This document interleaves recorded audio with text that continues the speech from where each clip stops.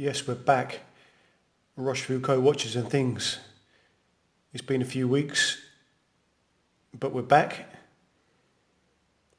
Busy as anything at the moment, but still trying to get a couple of videos out there when I can. And today we're going to take a quick look at the Casio WS200H. Affordable, rugged,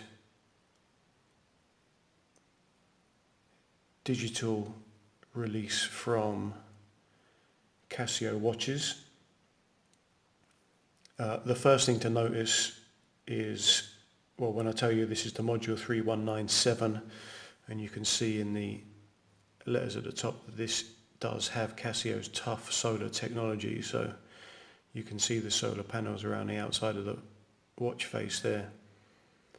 It's got to be the way forward for a quartz watch. Don't know what we're messing around with batteries for these days that aren't rechargeable from renewable sources. So first of all, shout out to Tough Solar at a really affordable price. I bought this one earlier in 2019, towards the beginning of 2019, for what equates to about 23 pounds sterling,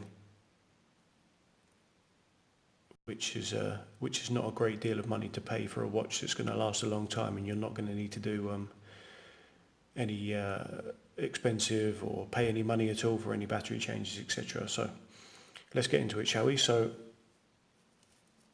it's about 44 mil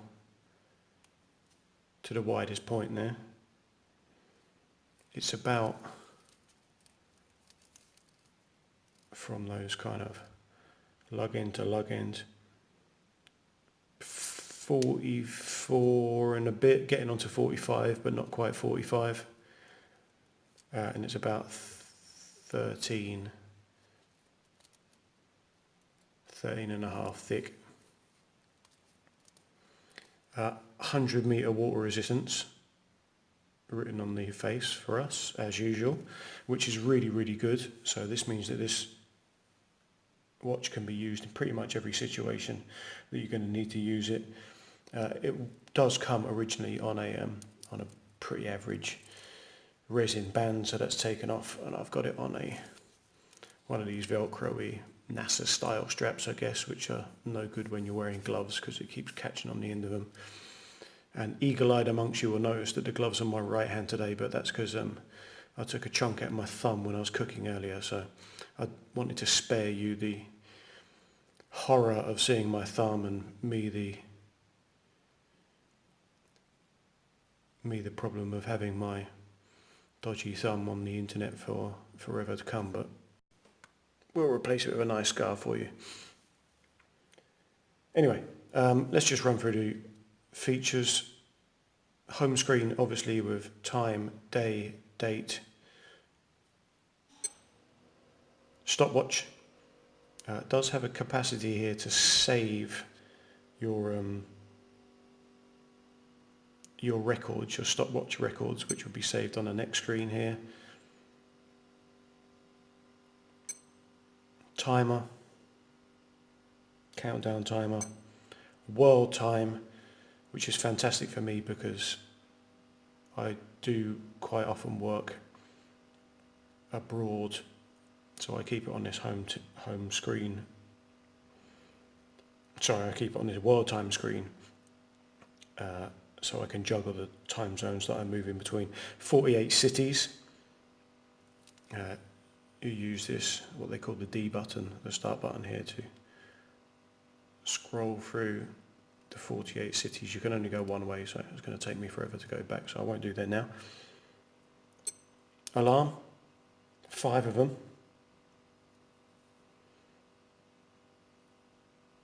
1, 2, 3, 4. And then a snooze alarm, so it's 4 single alarms and 1 snooze alarm. And then in this SIG mode, you can on and off the hourly charm using the A button here. I have no need for it, so that's off for me. There is also what they call demo mode, which auto cycles through the different modes that they have on here. I'm not sure why you'd want to do that, but we can do it by, I think, by holding down that mode button. Okay, yeah.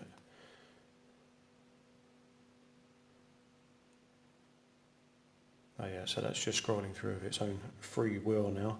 I think a few seconds on each screen, 5 seconds on each screen. Again, I've got no idea why you want to do that, but it, you know, whatever. Any button to get out of it. Let's just take it back to the home screen as well, because there are a few things that we can go through here. Using the adjust button and focusing your attention on the top there. Press it once.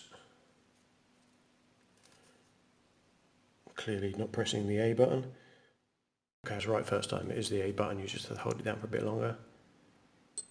Yeah, so the first one, that would be your home time zone. Again, you can scroll through using the B and D buttons. I'm not going to do that. I'm not going to waste my time having to reset it, but it can be done easily from here. That will set your home time. Press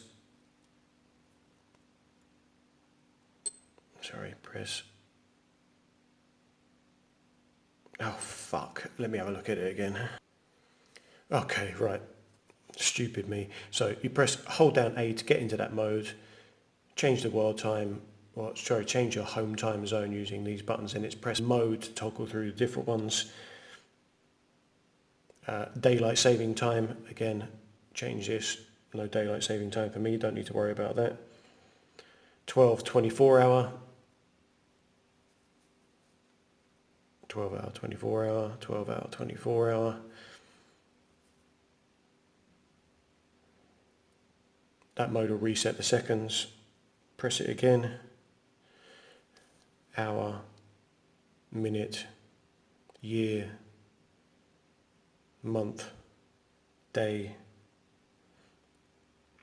This one, this key here, mute, is the button chime when you press the buttons. I quite like it, so I'm going to keep it on. This one is the duration for the LED backlight.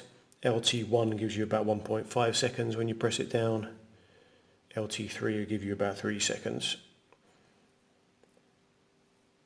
And there's a power saving mode as well, so because it's tough solar, power saving mode will shut down some of the functions if you leave it without using it in a dark place for a while. If I leave it in my cupboard, it will just turn itself off into a standby mode. So power saving mode on for me. And we're back to the beginning again. So actually a really useful, functional little thing. And it's a decent size, 44 by 45. In fact, let's just take a moment and I'll stick it on for you. So there it is on my 7-inch wrist. You can see that it's got actually a decent enough presence. It's kind of broad enough and thick enough, even though it's light, only weighs just over 40 grams. It's very light, but it actually does wear a decent size. It's certainly not as massive as lots of the G-Shocks. G-Shock squares are a little more manageable, and it's not as kind of small and flimsy and kind of youth size as an F91W or an A158. So yeah, looking pretty good. Again, I like it on this strap, even though it's an absolute pain in the arse to put on wearing these gloves. You can see how it's ruined them. But yeah, wears really well. One more thing to actually focus on is this meter here. So this is tied to the Tough Solar energy system here. This is the power indicator for that. So if it's at the top there, that'll be a high reading, so fully charged. I'm at the moment on M, which is medium. It will go down to low. All of these 3 modes, everything works. If you get a CHG come up, that means you need to charge it, and some of the functions won't work. If there's nothing in there, obviously it's not going to work at all and you need to charge it. Casio are saying in their manual that you need around 5 minutes outdoor sunlight per day to keep this kind of fully charged and working okay. That actually equates to quite a lot of indoor fluorescent light. They reckon 8 hours per day indoor fluorescent light if you want to keep it fully charged. So I guess get off the sofa and get outside for 5 minutes to keep it charged up. It doesn't mention what the power reserve is. I've not had a problem with it. Like I say, I've had it for the best part of a year, and with the power saving mode on, it does shut down when it's in a dark place, but as soon as you bring it out, press a button, it's back up to working, no problem. So it's actually a really useful, fun little piece, really cheap, quite easy to source as far as I'm aware. Looks pretty good, decent size, tough solar, shout out to that. And pretty much every function you want, including a light. I'll just turn off the lights here and we'll have a little look at the light. Yeah, so it's one of those orange amber backlights, which Casio do in quite a lot of their models. So there it is, Casio WS200H, affordable little digital offering from Casio. Got pretty much everything you want on it, plus 100 meters water resistance, plus tough solar. I don't think you can go wrong. 20-25 quid. Check it out. I reckon it's a good one. Roshfooco watches and things. I'm out.